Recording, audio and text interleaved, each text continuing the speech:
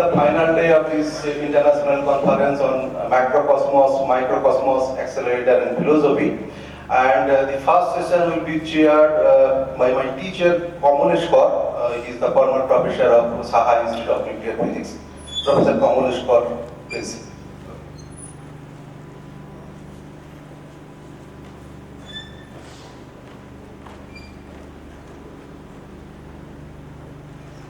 And he will be greeted by the organizer. I will request Ananya to do the honor. Ananya, please.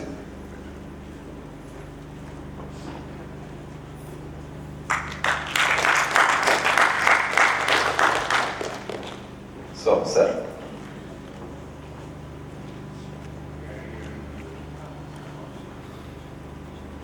Good morning, everybody. Let us right away start the proceedings for the fifth and final day's program. The first talk is by Amanda Cooper Sharkar from University of Oxford.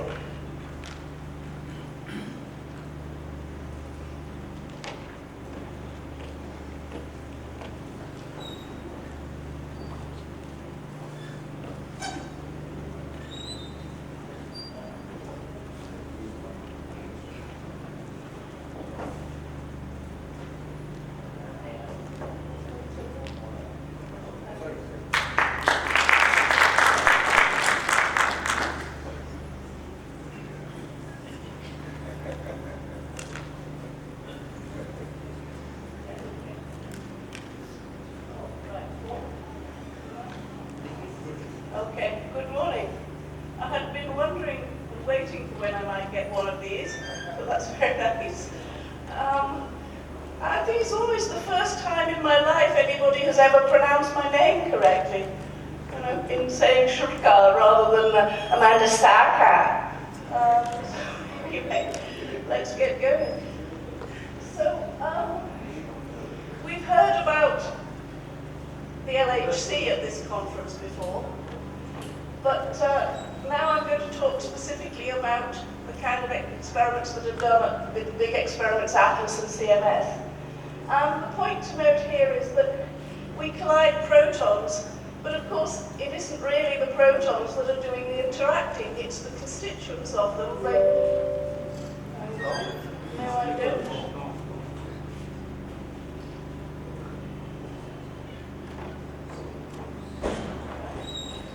It's the quarks, antiquarks and gluons inside the protons that are doing the interacting. And we need to know how they are distributed in momentum at the energy scales of our collisions in order to understand any process at the LHC. So the distributions of partons in momentum are called parton distribution functions, PDFs, and they're a field of study of interest in their own right. But today we're going to think about how the uncertainties on these parton distribution functions are now have become a major contributor to the background to discovery physics, both at the very highest energy scales where we might be looking for physics beyond our standard model, but also at more medium energy scales like, say, the mass of the W, where making a precision measurement of something like mass W or the weak mixing angle and looking to see if there are deviations in those precision measurements from the expected values can also tell you about beyond standard model physics. And indeed, some of you may have heard of the recent measurement of mass W by the Tevatron, which is a bit off these predictions, and I will come to that a bit later. So, since there are students in the audience, I thought it would be best to introduce what I'm talking about a little bit. So, in fact, are there 3 quarks in the proton as we are taught as undergraduates? And the answer is no, actually. It's a lie. There are many, many more. There are quarks and antiquarks and gluons. But the reason that we talk about 3 quarks is because the difference between the total number of quarks and antiquarks is indeed 3. Right? So it's these excess quarks that we would label now as valence quarks, which give the proton the fundamental properties that we call its flavor. Now, at the LHC, what we're doing is colliding one proton with another, and from these protons, each of them, a certain parton will come together from one side and the other, and the total cross-section for the process is a convolution of what this sub-process cross-section is, A to B to whatever's coming out, and the probability that you had a parton from side A with momentum fraction x1 and a parton from side B with momentum fraction x2. And you have to know those functions in order to be able to calculate the likelihood of the process. So another thing that you need to appreciate for this is that the center of mass energy of this sub-process is, of course, only a sub-part of the total center of mass energy. If we're colliding things at 13 TeV squared, then the sub-process cross-section is not 13 TeV squared, which I'll call S. It's x1, x2 times S, where x1 and x2 are the fractional momentum that each of these partons take. So the energy involved in every collision, which we call its scale, is different. And the probability of the collision depends on the joint probability that proton A contained a parton of momentum fraction x1 and proton B contained a parton of momentum fraction x2. And indeed, that those two partons were of the right type, or what we'll call flavor, in order to interact to make the final state labeled simply as X here. And the parton distribution functions are actually an expression of those two probabilities in momentum space, so not just a function of x1, but x1 f of x1 and x2 f of x2, that we take it as the momentum distribution, not the probability distribution. Now, much more interesting to us than the simple things like the number of quarks in the proton is the dynamics of these quarks and the behavior of them in momentum, as I've just said. And that behavior depends on the dynamics of the strong interaction, which is, of course, quantum chromodynamics. So I thought I'd just show this summary figure, right? When you measure these parton distribution functions, and I'll mention a little bit about how we do that, what you get is a distribution in momentum space for the U valence quark, for the D valence quark, and indeed, if you look at those two, they are roughly 2 for 1, although not in fact at every single value of x, it's simply the overall integrals that are 2 for 1, but that bears out your intuition of 2 U quarks and 1 D quark. But in addition to that, you have a whole, we call it a sea of quark-antiquark pairs, shown here, this curve, and indeed the gluon distributions here. If you look at this carefully, you'll see that I've multiplied the gluon and the C distributions down by a factor of 0.05, just to get them on the same plot. So if you think about that, you can appreciate that really they're going up here. But once you get to momentum fractions less than about 0.1, the whole thing is actually dominated by the C and the gluons and not by the valence quarks at all. Now, more than that, I showed this plot just for a particular low energy scale squared, 10 GeV squared. But quantum chromodynamics, what it does is it tells you that this changes as the energy scale goes up. So you go from here, which is akin to what I just showed, to something that looks more like this. And if you look at the scales on that, you can see that the valence quarks themselves haven't changed that much, they've gone down a bit, but the C and the gluon have gone up tremendously, because what is happening is that valence quarks radiate gluons, and the gluons then split into quark-antiquark pairs, and indeed into gluon and gluon. And the higher scale you go to, the more of this splitting has gone on, so it's called evolution. So when you're down at a low scale, you see things like this, but when you're at a high scale, as we are at the Large Hadron Collider, well, again, I mean, everything is pretty well all glue. The glue dominates everything. Okay, so how did we come to know that? Just briefly to say, we know it from a process that's called deep inelastic scattering, which is where you collide a very small thing, like an electron, with the proton to find out what's in it. And the largest database we have on this comes from the HERA Collider that was at Daisy Laboratory in Hamburg and ran from 92 to 2007 at various center of mass energies. What I put on this slide is, like, this is a theoretician's view of deep inelastic scattering, where the the lepton is scattered off a constituent of the proton, because it exchanges a virtual boson probe with that proton. And you calculate it by the convolution of a leptonic tensor and a hadronic tensor. And you can define the relevant kinematic variables, the difference of energy of the 4 vector between the incoming and outgoing electron is k minus k prime, and the scale of the process, q squared, is given as minus little q squared there. The overall center of mass energy of this is clearly p plus k squared, and we can define some 4 vector invariants in terms of these quantities. Now, alternatively, here we have the experimentalist view. There's the electron coming down the beamline, there's the proton coming the other way. What gets scattered off is the outgoing electron there, and in the other direction, this stuff here, we just get a huge jet of outgoing particles. And you can, in fact, define these kinematic quantities that I defined here, you can measure them, right? It's all measurable, that's the point.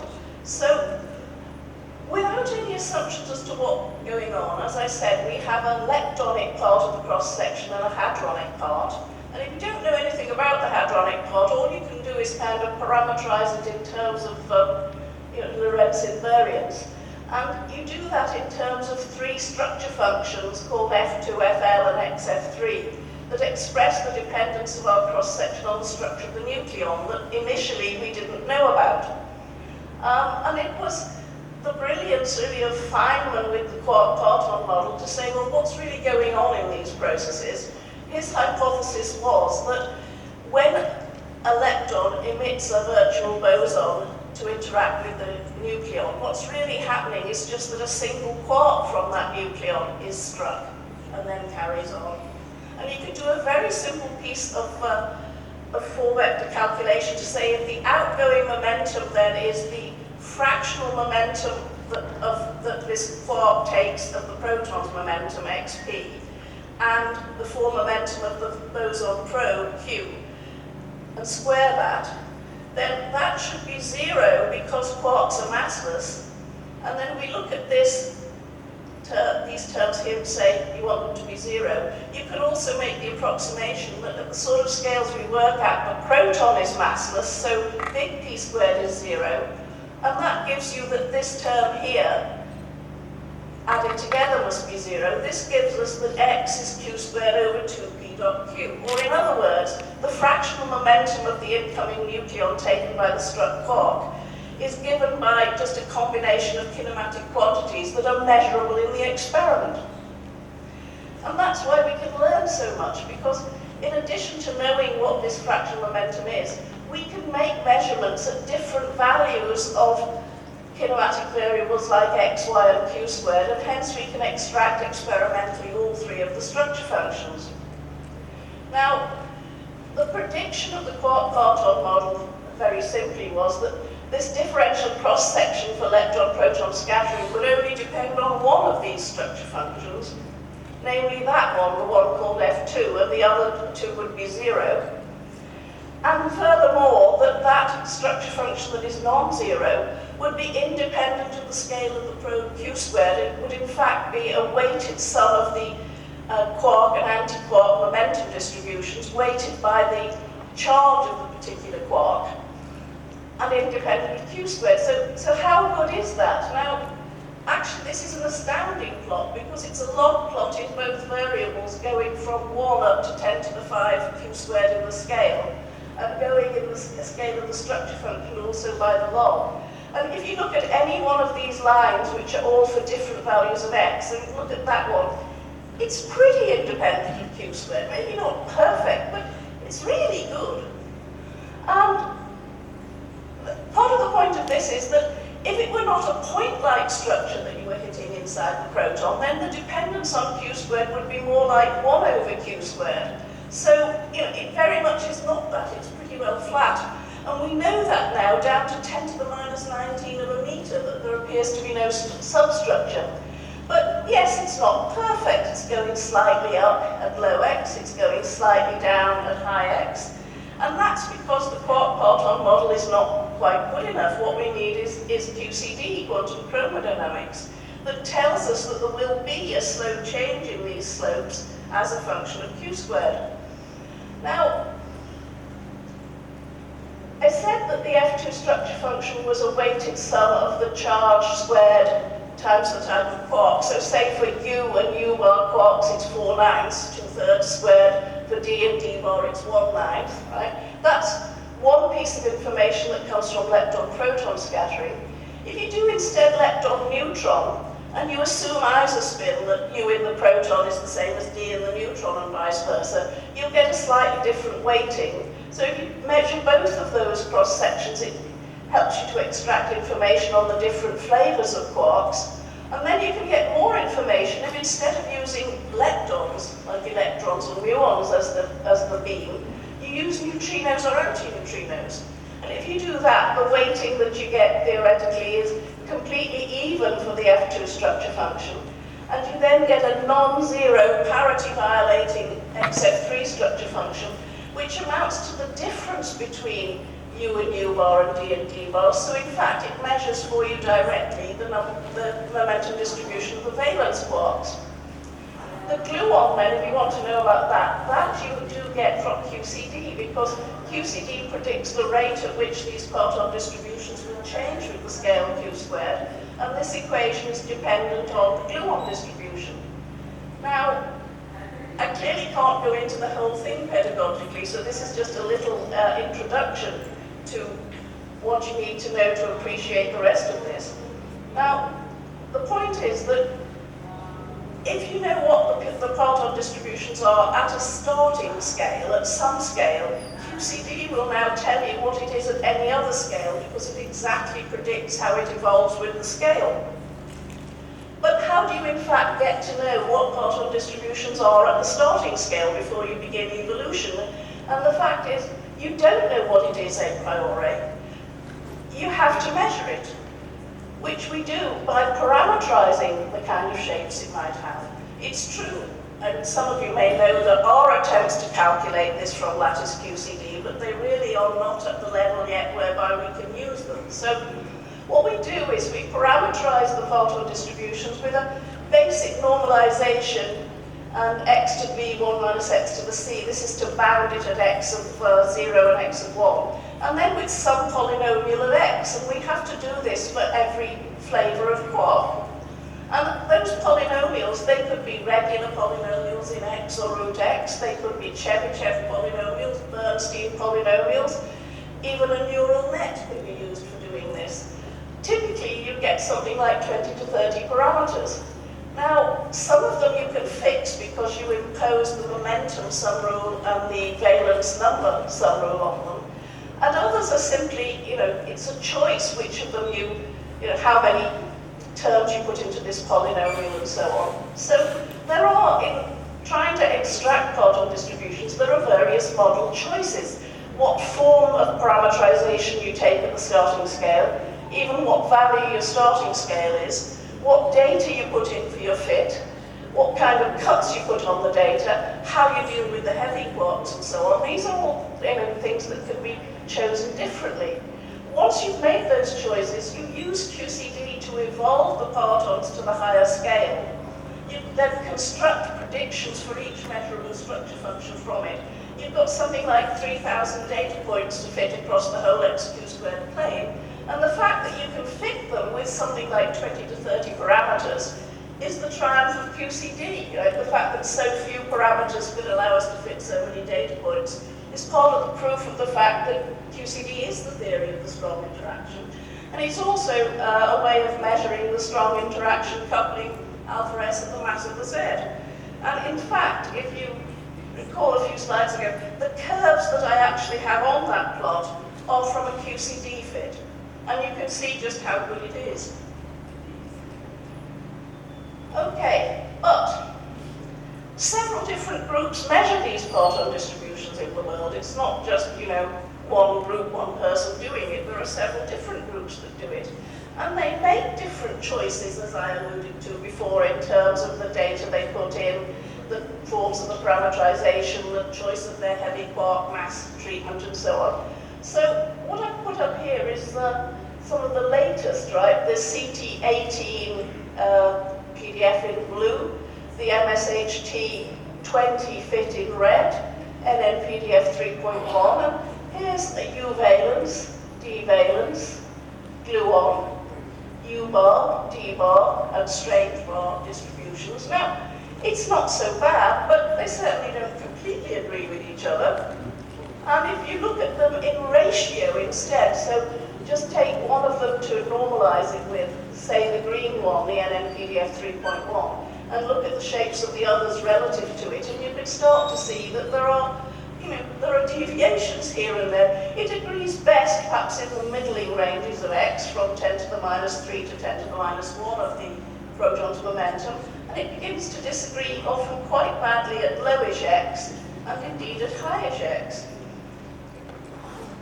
So, the standard model, in fact, is not as well known as you might think, because what we don't know really with complete accuracy is those parton distribution functions. It's the strong sector that we know least about. So I've already put up this diagram before, but here we have the kinematic plane covered by the LHC.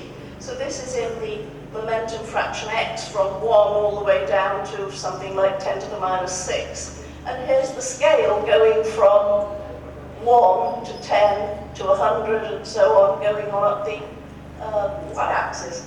So the kinematic plane for the LHC is here. We have to take the data from HERA deep elastic scattering and evolve it up with QCD to the scales that we want in order to make our predictions.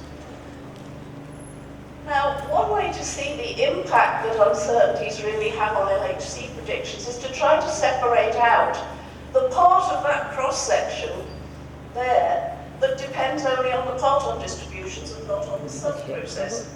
So the cross-sections for Q-bar scattering all have these terms in terms of the parton distributions of the quark and anti-quark on each side. And the gluon has the gluon distribution from each side. If we take that, and then again we've used one of the PDFs to normalize to, so the NN-PDF is just a unity and the others are shown with respect to it, you can see here how it really matters. The difference in these parton luminosities for different PDFs is really affecting our cross-section at low and high scales. So the x-axis here is the central mass of the parton sub-process, call it m sub x. Large m sub x is what was small parton momentum fraction, small mx is small x, and large mx is large x. And if what you're interested in, say, is quark anti-quark going to something like a W or Z, then you're interested in a scale of 80 or 90 GeV, which would be about here, where it's not too bad. Even for the Higgs at 125, it's not so bad.